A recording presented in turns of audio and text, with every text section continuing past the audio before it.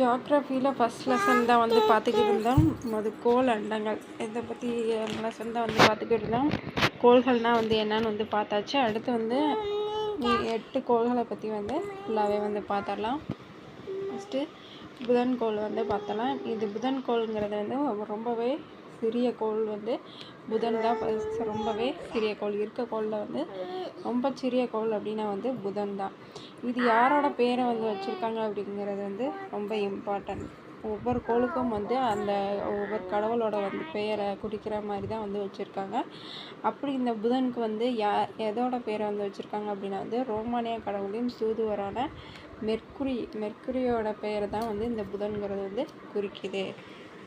சரிங்களா? இந்த புதன் கோளில் வந்து நீரும் வாயுவும் வந்து கிடையாது. இதில் வந்து ரெண்டுமே இருக்காது. அதனால் வந்து இங்கே வந்து மனிதர்கள் வந்து வாழ முடியாது அப்படின்னு வந்து சுத்தமாகவே நீரும் இருக்காது, சுவாசிக்கிறதுக்கு வந்து வாயுக்களும் வந்து இருக்காது. சரிங்களா? அடுத்து வந்து இது எப்படி இருக்கும் அப்படின்னா வந்து பகலில் வந்து அதிக வெப்பநிலையாகவும் இரவில் வந்து ரொம்பவே குளிரும் அப்படின்னது இருக்கும். அப்படி தான் வந்து இந்த புதன்கோள் வந்து இருக்கும். இதுக்கும் வந்து என்ன அப்படின்னா வந்து துணைக்கோள்கள் வந்து இல்லை. இந்த துணைக்கோள்கள் இதெல்லாம் வந்து அந்த 9th லெசனை வந்து பாக்ஸ் மாதிரி போட்டு கொடுத்தேன். அதை வந்து பார்த்தீங்கன்னா வந்து உங்களுக்கு வந்து ரொம்பவே ஈஸியாக இருக்கும். அதுலேயும் வந்து இந்த பகலில் எப்படி இருக்கும், நைட்டு எப்படி இருக்கும், ஒவ்வொரு கோளுக்கும் வந்து தனித்தனியாகவே வந்து பாக்ஸ் போட்டு கொடுத்துருந்தேன். அப்படி படித்தேன்னா வந்து உங்களுக்கு ஈஸியாக இருக்கும். இதையும் வந்து பார்த்துக்கோங்க.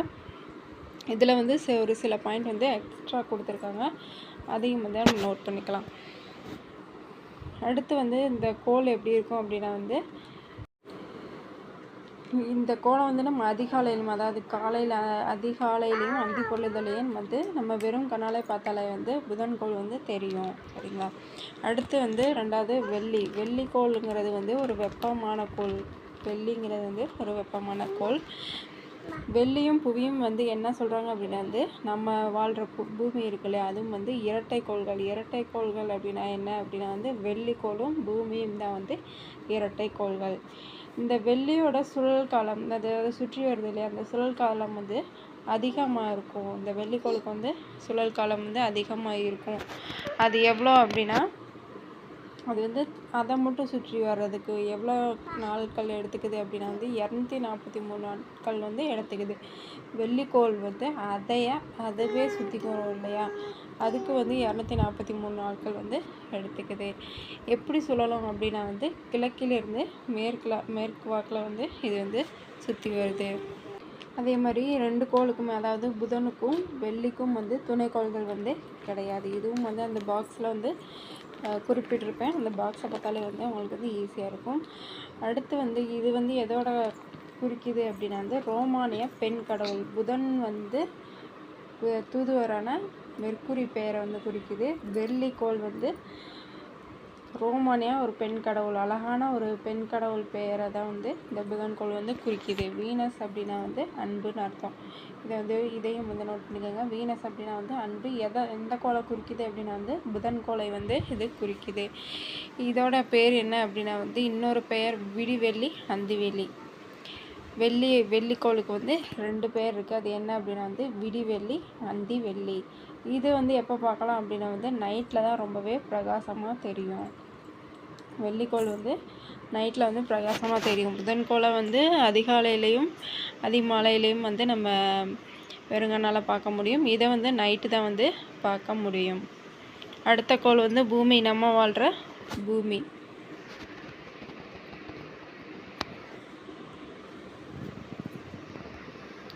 பூமி வந்து அடுத்து 5வது ஒரு பெரிய கோள், 5வதாக இருக்கிறது. இது எப்படி இருக்கும் அப்படின்னா வந்து 4ல் 3 பகுதி நீரால் வந்து இருக்குது. நீர் இருக்கிறனால தான் நம்ம வந்து மனிதர்கள் வந்து வாழ முடியுது. இது வந்து எப்படி அழைக்கப்படுது அப்படின்னா வந்து நீலக்கோள், நீர்க்கோள் அப்படின்னு வந்து சொல்கிறாங்க. நீலக்கோள், நீர்க்கோள் 2 பேரையும் வந்து இந்த நம்ம வாழ்கிற பூமி வந்து குறிக்குது.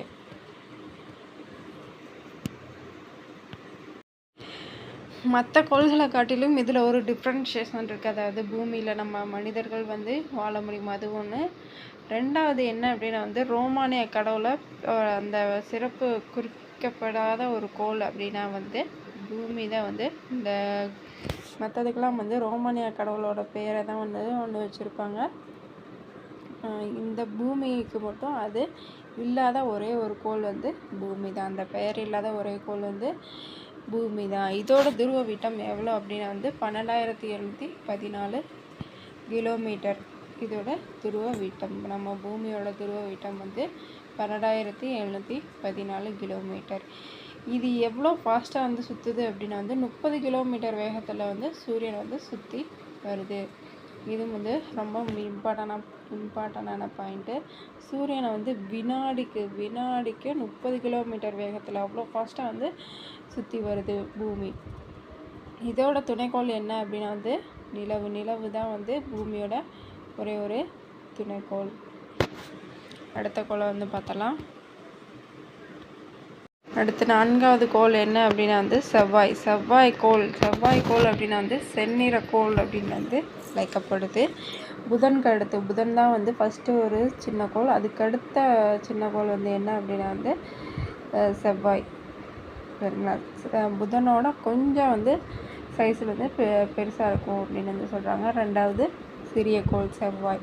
ரொம்ப சின்னதாக, புதனோட கொஞ்சம் பெருசாக இருக்கும், மற்றபடி சின்ன கோள் தான். இது வந்து ரோமானிய பொற்கடவுள் மார்ஸோட பெயரை தான் வந்து இது வந்து அழைக்கப்படுது. அந்த பெயரில் தான் வந்து இதோட நேம் வந்து அழைக்கப்படுது. இது எப்படி இருக்கும் அப்படின்னா வந்து மேற்பரப்பில் இந்த கோளுக்கு மேற்பரப்பில் வந்து இரும்பு ஆக்சைடு உள்ளது. இரும்பு ஆக்சைடுனால தான் வந்து இது இருக்கும். துருவ பகுதிகளில் வந்து கவிகைகள் வந்து இருக்கும் அப்படின்னு வந்து சொல்கிறாங்க. இதோட துருவ பகுதிகளில் வந்து அதாவது பனி கவிகைகள், பனி கட்டியாக இருக்கும் அப்படின்னு வந்து சொல்கிறாங்க. இதுக்கு வந்து 2 துணைக்கோள் இருக்குது. என்னென்ன அப்படின்னா வந்து போபஸ் அப்படிங்கிற துணைக்கோளும் டீமஸ் அப்படிங்கிற 2 துணைக்கோள் வந்து செவ்வாய்க்கோளுக்கு வந்து இருக்குது. அடுத்து வந்து வியாழனை வந்து எப்படின்னா இது வந்து பெரிய கோள். வியாழன் வந்து ரொம்பவே ஒரு பெரிய கோள். இது ரோமானியரோட முதன்மை கடவுளோட பெயரை தான் வந்து இந்த வியாழன் கோள் வந்து குறிக்கிறாங்க. இந்த வியாழன் கோள் என்ன அப்படின்னா வந்து நிலா மற்றும் வெள்ளிக்கோளுக்கு அடுத்து வந்து பிரகாசமாக வெண்ணில் தெரியும். வெள்ளிக்கோள் என்ன நைட்டில் வந்து தெரியும், அதே மாதிரி நிலாவும் வந்து நைட்டில் தெரியும். அதே மாதிரி இதுக்கடுத்து வியாழனும் வந்து நைட்டு ரொம்பவே பிரகாசமாக தெரியும். இதை வந்து ரொம்பவே ஒரு வலிமை கோள் அப்படின்னு வந்து சொல்கிறாங்க. இதில் வந்து 2 வாயுக்கள் வந்து இருக்குது. என்னென்ன வாயுக்கள் அப்படின்னா வந்து ஹைட்ரஜன் மற்றும் ஹீலியம். இருக்க கோள்லே வந்து இது அதிகமான துணைக்கோளை வந்து கொண்டிருக்கு. வியாழன் வந்து அதிகமான துணைக்கோளை வந்து கொண்டிருக்கு. என்னென்ன துணைக்கோள் அப்படின்னா இதில் என்னென்ன துணைக்கோள்கள் வந்து இருக்குது அப்படின்னா வந்து ஐயோ, கானிமீடு, யூரோப்பா, கேலிஸ்போ அப்படிங்கிற வந்து ரொம்பவே ஒரு மிகப்பெரிய துணைக்கோளாக வந்து இருக்குது. இதுலேயும் நிறைய துணைக்கோள்கள் இருக்குது. அதில் வந்து இந்த 4 துணைக்கோளம் வந்து ரொம்ப பெரிய துணைக்கோள்கள். அடுத்து வந்து சனிக்கோளை பற்றி வந்து பார்க்கலாம். இருக்கிறதுலேயே வளையங்கள் கொண்ட கோள் இருக்கிற எல்லா கோள்லையும் வந்து இது வந்து டிஃப்ரெண்ட் இருக்குது. என்ன அப்படின்னா வந்து வளையங்கள் வந்து இருக்கும். சனிக்கோளில் வந்து வளையங்கள் வந்து இருக்கும். இதோட பேர் என்ன அப்படின்னா வந்து ரோமானிய வேளாண்மை கடவுளோட பெயரை வந்து குறிக்குது. சனிக்கோள் வந்து ரோமானிய வேளாண்மை கடவுளோட பெயர். இதில் என்னென்ன இருக்கும் அப்படின்னா வந்து பாறை துகள்கள், தூசுகளாலான பல பெரிய வளையங்களை கொண்ட கோள் அப்படின்னாலே வந்து சனிக்கோள் அப்படின்னு வந்து ஞாபகம் வச்சுக்கோங்க. இதில் வந்து எத்தனை துணைக்கோள்கள் வந்து இருக்குது அப்படின்னா வந்து மொத்தம் 62 துணைக்கோள்கள் வந்து சனிக்கோளில் வந்து இருக்குது. அதில் வந்து ரொம்ப பெரிய துணைக்கோள் எது அப்படின்னா வந்து டைட்டன்ங்கிறது வந்து மிகப்பெரிய துணைக்கோள்.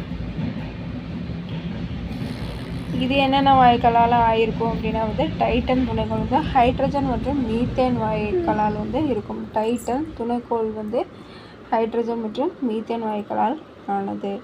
இதோட ஈர்ப்பு திறன் எப்படி இருக்கும் அப்படின்னா வந்து நீரை விட ரொம்பவே கம்மியாக வந்து இருக்கும். டைட்டன் துணைக்கோளோட இதை தான் வந்து சொல்லியிருக்காங்க. ஈர்ப்பு திறன் வந்து நீரை விட குறைவாக இருக்கும். நெக்ஸ்ட்டு கோள் வந்து என்ன கோள் அப்படின்னா வந்து யுரேனஸ் வந்து என்ன கோள் அப்படின்னு வந்து சொன்னோம்னா உருளும் கோள் அப்படின்னு. இது வந்து உருண்டுக்கிட்டே இருக்கும், ஒரு பந்து மாதிரி இருக்கும் அப்படின்னு சொல்கிறாங்க. உருளும் கோள் யுரேனஸ் வந்து உருளும் கோள். இது எப்போ கண்டுபிடிக்கப்பட்டது அப்படின்னா வந்து 1781 வந்து இந்த கோளை வந்து கண்டுபிடிச்சிருக்காங்க. யார் அப்படின்னா வந்து வில்லியம் ஹெர்ஷல். மீத்தேன் மற்றும் வாயுக்களானதான் வந்து இந்த கோள். இந்த 2 வாயுக்களும் வந்து இருக்கிறனால பச்சை நிறத்தில் வந்து காணப்படுது. யுரேனஸ் வந்து பச்சை நிறத்தில் வந்து காணப்படுது. இதோட பேர் என்ன அப்படின்னு வந்து கிரேக்க விண்கடவுளோட பேரை தான் வந்து இந்த கோள் வந்து குறிக்குது. இதோட அச்சு வந்து ரொம்பவே மிகவும் சாய்ந்து எப்படி இருக்கும் அப்படின்னா வந்து பந்து மாதிரி இருக்கும் அப்படின்னு சொல்கிறாங்க. இதில் மொத்தம் எத்தனை துணைக்கோள் இருக்குது அப்படின்னா வந்து 27 துணைக்கோளில் வந்து டைட்டானிக் அப்படிங்கிறது வந்து ரொம்ப பெரிய துணைக்கோள். 27 துணைக்கோளில் வந்து டைட்டானிக்ங்கிறத வந்து மிகப்பெரிய துணைக்கோளாக வந்து இருக்குது. அடுத்த லாஸ்ட் ஒன்று வந்து நெப்டியூன் கோளை பற்றி வந்து பார்க்கலாம்.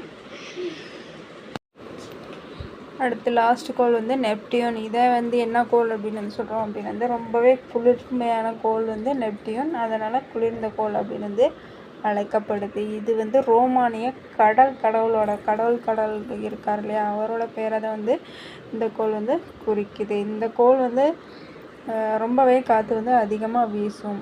சரிங்களா, பலத்த காற்று வீசும் ஒரே கோள் வந்து நெப்டியூன்.